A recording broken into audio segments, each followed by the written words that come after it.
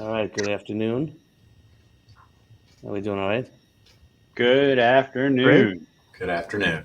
Where are you coming from today, David? You don't look like you're in your I am office. in I am in lovely Grand Rapids, Michigan today.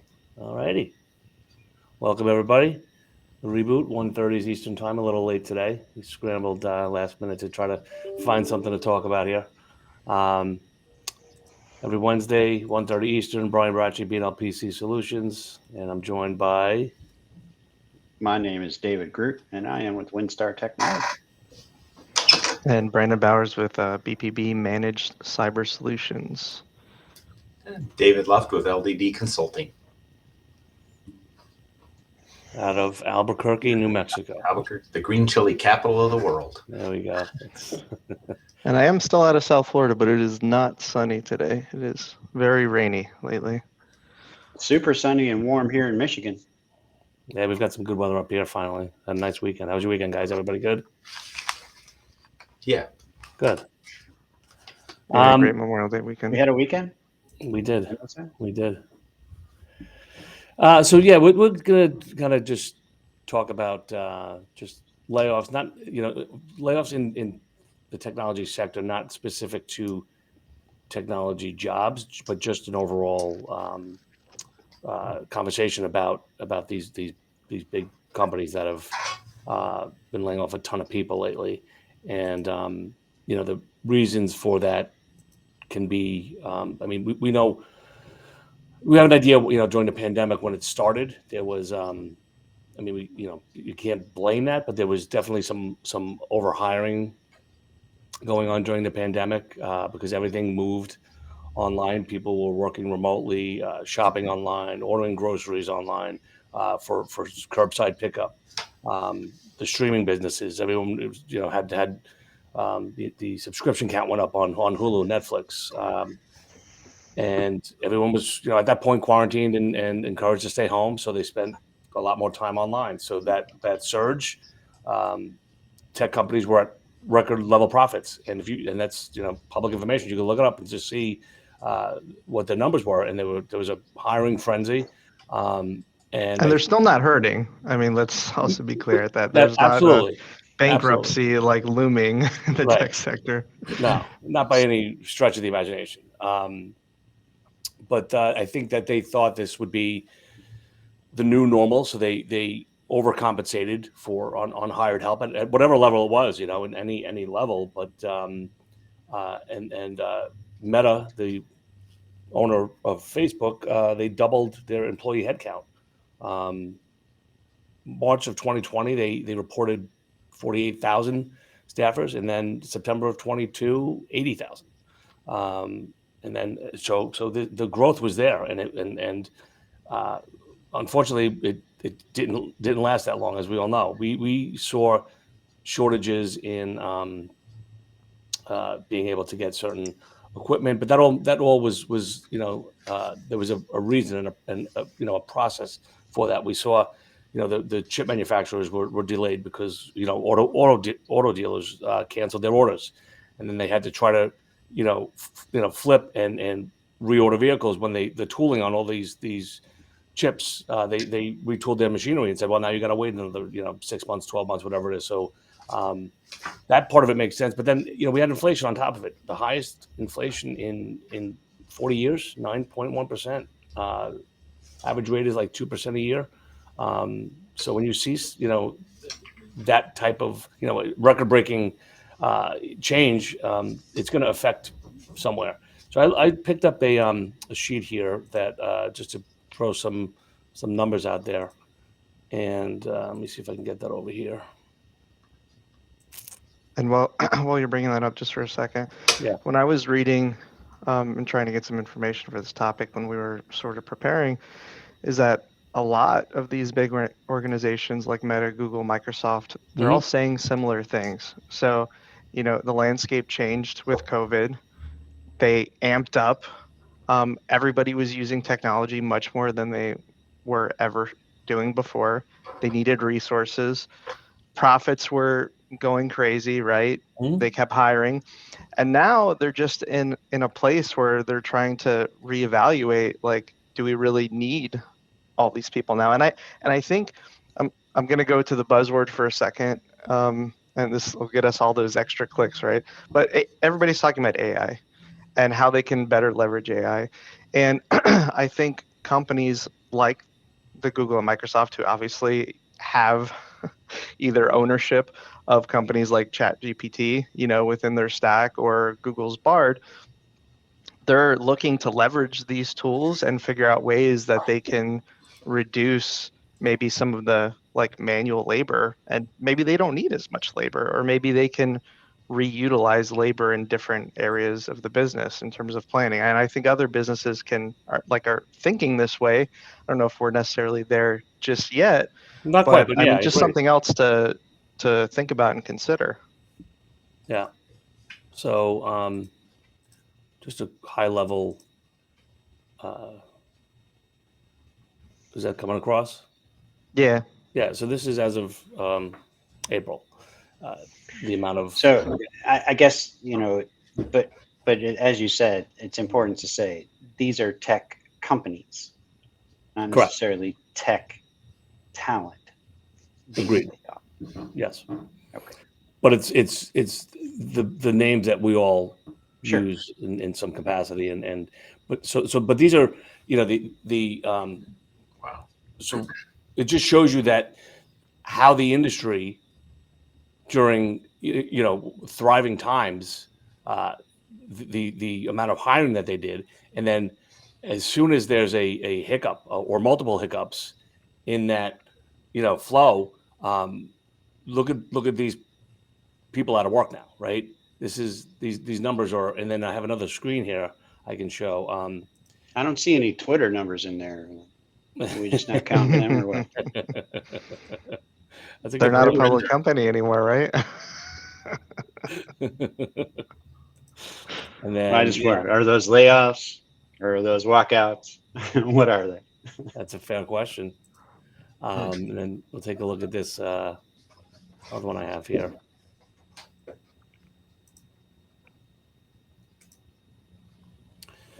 So these are more companies that we all heard. Dropbox laying off 500, more Amazon here. Lyft. I don't even know how that even works. But Can you lay off contractors? I don't know. Redfin, which is I think they're a realtor. So again, you hear that the house sales are remember when they were booming too, and so now you have real estate. They're not the demand for property isn't there, and it's goes on and on. Netflix, Roku, these are all tech, but not necessarily all tech. You got Disney here, so all affected. I think from the that influx of everyone needing and wanting, and then all of a sudden it just goes away like that. That's part of it. Also, there's constant talks of a looming recession, right? So these businesses want to be prepared and not be in a position that they're so heavy with those expenses that it's going to completely destroy them in some way. What I find really interesting is that with all of these layoffs that you listed there, talking thousands to hundreds of thousands of people, and it's still incredibly difficult to find talent. Like, it's not overflowing. I don't know about for you guys, but like looking for talent still very difficult and expensive, and the requirements on what they want in terms of flexibility is also much more difficult to really oblige by now. I don't Everybody think it's wants just work tech from home. either. I No, it's still not. think that the entire, service industry is just slaughtered. Customer service is crap across the entire country, everywhere. I don't care what you're talking about. And people are just kind of saying you got to get used to that. And I don't know. That's a whole nother show, whole nother conversation. No, But but yeah, it's I think relative to the conversation because if you're making more money, you're getting more subscribers, whatever your product is. You could take Netflix for example, whatever. selling more, whatever. Right. Right. The need for that customer support also goes up. So that's where some of your hiring is going, right? it doesn't mean that you're getting, to Brandon's point, good talent. You're filling chairs and putting people behind keyboards, but if they're not the quality people that you want there, and that's probably the case in a lot of these instances, that's not the right person for that job. And I think it just snowballs into this downfall of or the spiral of people losing their jobs. Yeah, I mean, look, how many of those jobs that were laid off, right? Like, they're not. They were hired for jobs, maybe, how am I going to say this to make it sound right? I don't want to sound like a complete jerk, but a lot of folks Shut are your mic hired off. in a rush, in a reaction to COVID, right? Yeah. We saw an onslaught of bringing people on who didn't have the skills necessary to do the job, right? They just needed people. They were trying to fill the void. They were shifting everybody all over. And so there's a lot of that hiring that took place that they then realized later on they didn't need because they didn't have the skill to begin with. In some cases, right? The folks who they're getting laid off. It's definitely not that full percentage. I mean, that's No, out of, some cases. What did Amazon have, like 30,000 people or that. 26,000 on that list? Like, Right, but do you think that couldn't we be are all laying bad. people off in cybersecurity? No, you can't find. I mean, there's not enough. That's what I'm trying to tell talent you. out So there. like that's my point. That's what I'm saying is we still have a market where there's not enough staff. There's not enough talent. You got companies laying a bunch of people off, but those are not people that are generally people that we're needing to fill the jobs that we have. Yeah. And I'm not trying to be that sounds so terrible to say that. Like just hearing me say that sounds wrong, but I don't mean it to be that way. It's just kind of how it is. But it does prompt a little bit. What I was mentioning is that there are new jobs that are out there. There is anything and everything in cybersecurity is like an absolute must requirement. Well, let me ask you can't find. The 3 question. Are you all hiring right now? Right. We're all hiring, but not the wrong people. Like I won't hire just to hire. And it's hard, right? It's very hard. So it's not like we're getting these people back into the pool of candidates and having a great selection. That's my point. I know. There are the whole piles of people getting laid off, but that's not, and again, like we're still we have a shortage in this particular niche, the cybersecurity, but there's lots of other niches, a lot of different parts to that, right? It's not just tech. There's things, administrative management, projects, all that kind of stuff. That people would get involved in, and there's just not enough skill out there to fill the jobs that we need to fill. All this other stuff, I don't know what it is, but I need help. That's all I know. I don't know. Are the smaller companies laying as many people off as the large companies? I think to Brandon's point, some folks are tightening up the shore, with the concept in their mind of recession, right? Like they get scared, and so their first reaction is to pull back. We talked about that in the Small Business Tech Day at the end of the year last year when we were with Mike McAllowitz. He had a whole nice presentation about most businesses withdraw, and that's your opportunity to go take advantage because they're going to lose. The time to stomp. So whole nother, again, another show. Don't mean to take us on tangents, but I think small businesses to some degree are, if they're not laying off, what they're not doing is expanding, right? They're not bringing on extra staff. They're not doubling down, right? They're sheltered.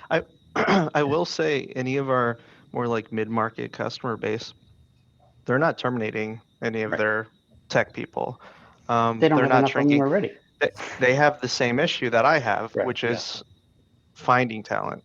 Yeah. No, I mean, that's why we're helping a lot of those mid-market clients out right now, because they need folks like us to be able to supplement their staff, right? Like, I mean, that's exactly the market that we're in right this minute. That's the story. I think one of these smaller companies that needs to, that's call it a 20, 30, 50 user firm that's looking to cut back on expenses. They look at, their IT person, he's making $100,000 a year plus benefits, X, Y, Z.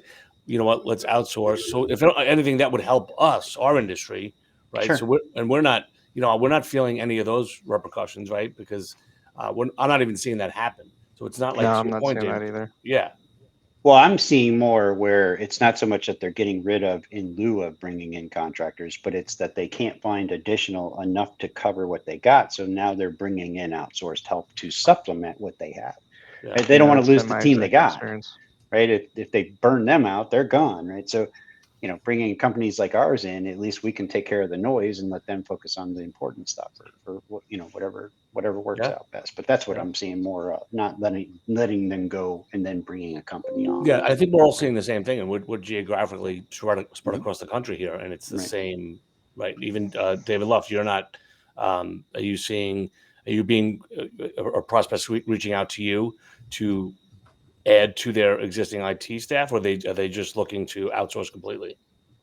We're not really. We don't do a lot of that co-managed. Right. So, and right now, because we're a little bit short, we haven't really been expanding, and I got other stuff going on. But I also see that the people that are coming from those large corporations are typically not a good fit for a small company. Yeah. And small It's a companies different climate. are not necessarily a good fit for a large corporation. Yeah, Brandon. No, You know what?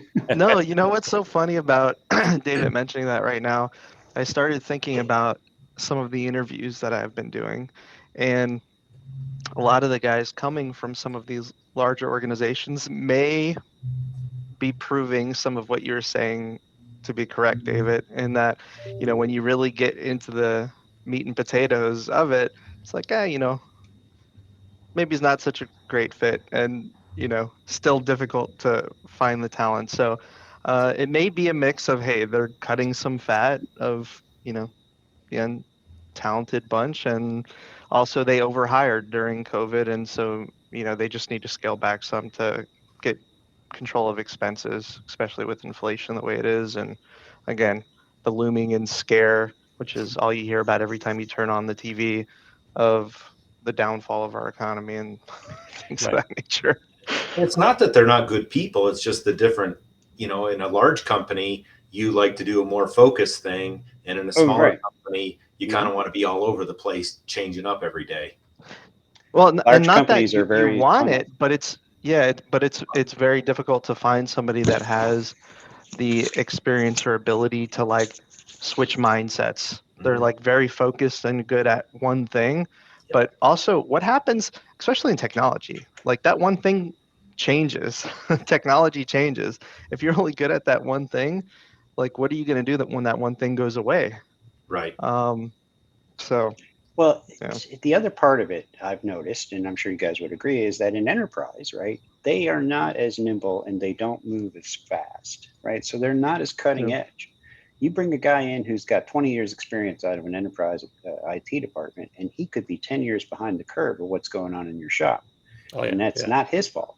It's just because that's the company he worked for and what they were doing, right? No. Yeah. One of our newest clients is their IT person has been with them since the beginning, and they're around for a couple of decades. And he retired, and the knowledge was just specific to what that company did. There was nothing. There was no anything newer than within the last 20 years was not even a part of anything that he would touch. So it's amazing this company ran, and they're a successful company. But we go in there and we're just looking around like, wow, we need to make a ton of changes here to kind of get you brought up to speed here. And we're talking a national company. So seeing that and us coming in there, because we didn't know, like, are they going to replace him or what? And they said, no, we want to keep this outsourced, which is obviously great for us. But they see the value in getting a team of knowledgeable experts that are able to go ahead and handle all of their projects, handle all their support nationally, as opposed to a single individual. So it's to your point though, you're limited when you have that single that one thing that you do, and you're not growing with technology. You could see it, unfortunately. So when that company started, though, was it pretty small? Like, was that a situation where they started out, they had this guy, he built out the first little bit of the network, and then he added on. More or less, yeah. I mean, it was, yeah. But I mean, there's got to be, I don't know, maybe let's say it's 200 and some odd endpoints across the country. Okay. Not huge, but Right. and they're all static IP addresses, manual. Yeah, done the way that he did it. Right. Right, in a logged piece of paper, like it's just Yeah. That does sound like the 90s. That's what he knows. I mean, I'm telling you, they got that stuff down. Like they got it dialed in. But that's what they do. And I'm not badgering anybody, but the point is that it worked, right? Yep. I mean, so that system worked, but it's time to now you gotta fast forward ahead and let us do what we have to do. So now you got to put the cloud in there. It's not going to work anymore. Yeah, right. I know. Fun stuff. So yeah, you are limited. That's some of the limitations, and then being able, at least specific to our industry, to be able to pivot from working on a CCH tax problem at an accounting firm to a food manufacturer's program that's not working, and being able to just adjust like that on the fly, and the tickets are all they're not. You don't know what you're going to do. What you got, right? So, but that's people don't want that. And the truth of the matter is, there's probably a lot more than two, but there are two kind of personalities in our sector, right? There's the guys who thrive on that, the guys or girls, and then there's the guys or girls who need the enterprise stuff, right? Where they thrive in that environment. Where some guys need diversity. If it isn't all over the place, they die. They just can't handle it. That's me. Like if you give me the same thing to do every day, I'll just spit it right back in your face. It's not going to happen. I got to have some kind of a challenge. Other folks, they don't want any kind of change. They want it to just be nice and steady, right? Yep. Do you guys feel there's going to be any major impact of like all these layoffs that are happening? I mean, where is this going to go? And it seems like it's continuing, because I mean, I still read something new every week about one of these larger organizations that are laying off a ton of people. I mean, I'm sure support levels and customer service calls and things like that are going to be longer queues and more negative experiences. I have to assume. That does seem to be a trend everywhere. I mean, look at the airlines. What was it? Southwest that had all that, those issues, and it was. I mean, that was that's still happening. I mean, that's still happening when you call or try it. Your wait time is 2 hours. Would you like a call back? Yeah, I don't want to wait here for 2 hours. I got stuck when all that stuff was going on in Nashville for like 3 days because there was not enough workers at the time. All the cars were rented too, so I couldn't even get a car rental and get anywhere. Yeah, that was going to shift things away. I mean, I think it's going to shift it back more to the way it was. Well, right. Is there an opportunity for anybody, I guess? Like, hey, all this is happening. Like, what should people be thinking about? Or what can people do? That's the question that comes up, though, is it tech talent, or is it sales, or marketing, or administrative? Like, I don't know. I'm just saying, like, what talent? Is it help desk talent, right? Is it customer service? Is it what are we losing there? So without that information, it's hard to say. I don't understand how there's people get laid off are not the highest quality people either. Usually, they're not the most necessary. That always, right? Like they're going to keep the high priority, right? I think. But with the sheer amount that they're getting rid of, I mean, again, there's definitely going to be some quality individuals in here. Yes. I guess, like, I don't know what's next for this, and I mean, I'm just trying to consider, hey, is there opportunity for us, and like, how should we shift or pivot or potentially like deal with this? I also find that it's a little bit interesting that every time you hear about the unemployment rate is still at like a staggering low percentage number.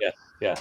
But what it seems like is there's just a lot more people with part-time jobs or multiple jobs.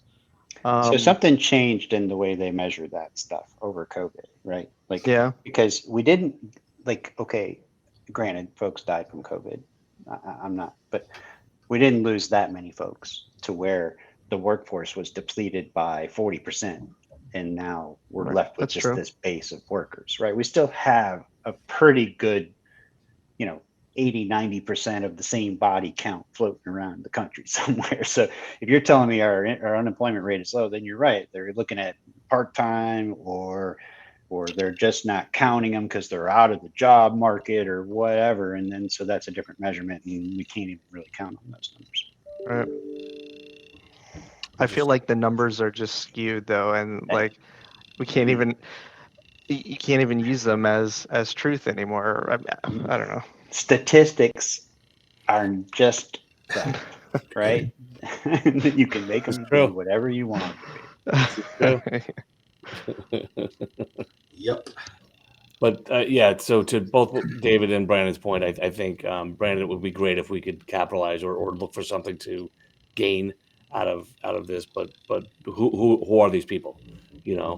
I think a key that you can do right now is focus on customer service though. Like if you weren't before, as much as you can maintain that same or better level of experience, I don't think everybody's going to be able to do it because they can't get the talent. Because Right. everybody I've So talked to, that's a very good point, Brandon. And one I'd like to kind of just 2 seconds, but like, I know we're late and all that, but what do you do? Like, we fight this in our company, and I'm sure you guys do too, when you're left to settle for less than what you want.